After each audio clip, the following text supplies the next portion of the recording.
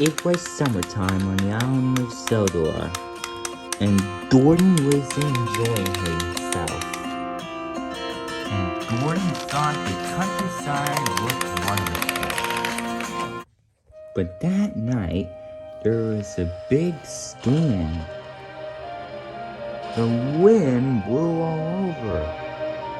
Trees have been knocked over, and the water tower blew over.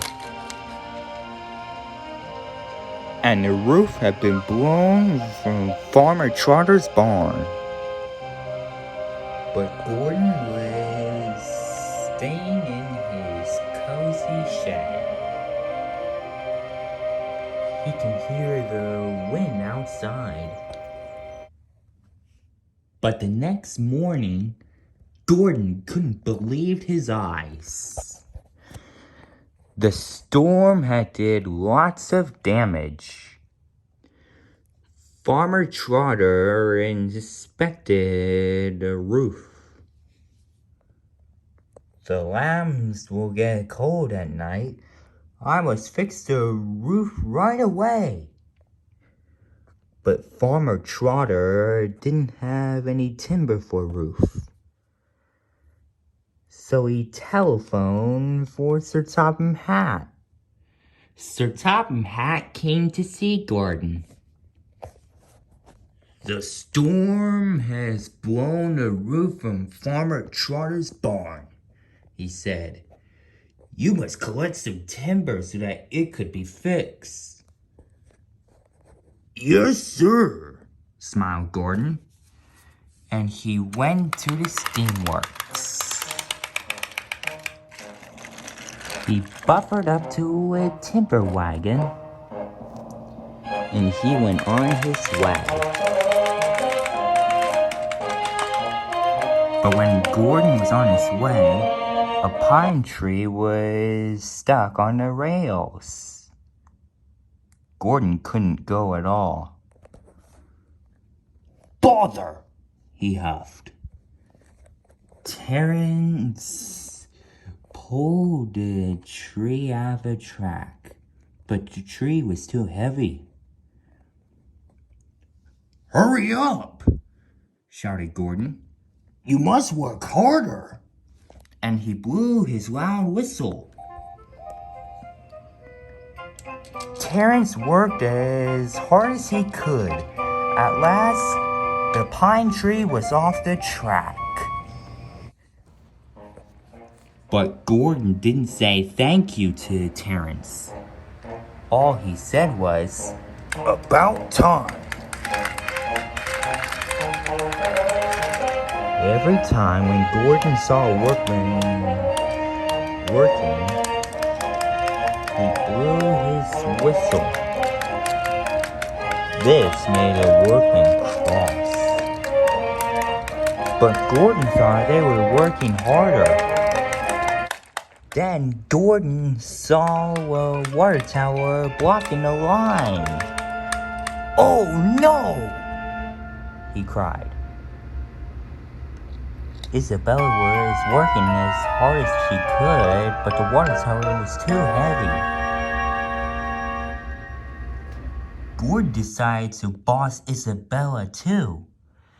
Hurry up, he said, and then he blew his loud whistle.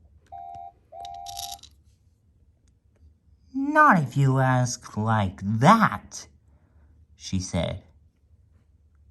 I got an urgent delivery, replied Gordon. Isabella simply went back to work. But Gordon blew his whistle. But the more he blew his whistle, the slower Isabella seemed to go. Gordon thought he would never get to Farmer Trotter's. The skies were darkening, and the night was on its way. That evening, Daisy arrived. Hello, she called. Gordon complained about Isabella. She won't do a thing I tell her. That's because you're a big bossy boiler, laughed Daisy. You should try asking nicely for a change. Gordon didn't like being called bossy, and he didn't want to ask nicely. But it will be nighttime soon, and the lambs still didn't have a roof on their heads. So Gordon took a deep breath. I'm sorry I was rude, but can you help me get to Farmer Trotter's, please?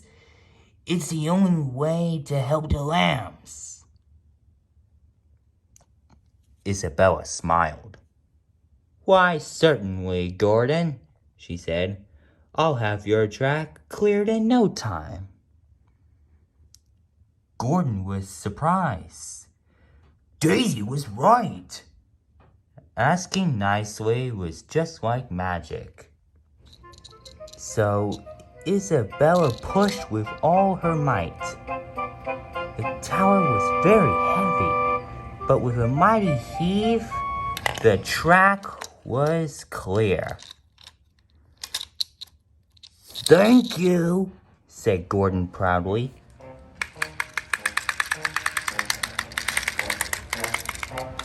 It was nearly bedtime.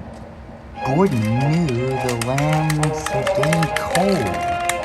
So whenever he saw something blocking the track, he said please and thank you. And Gordon arrived just in time. And the timber was unloaded. And the barn was repaired. And the lambs are cozy and warm. Thank you, Gordon, said Farmer Trotter. The lambs will be nice and warm now. Gordon was pleased. He arrived on time. Asking nicely is all he had to do.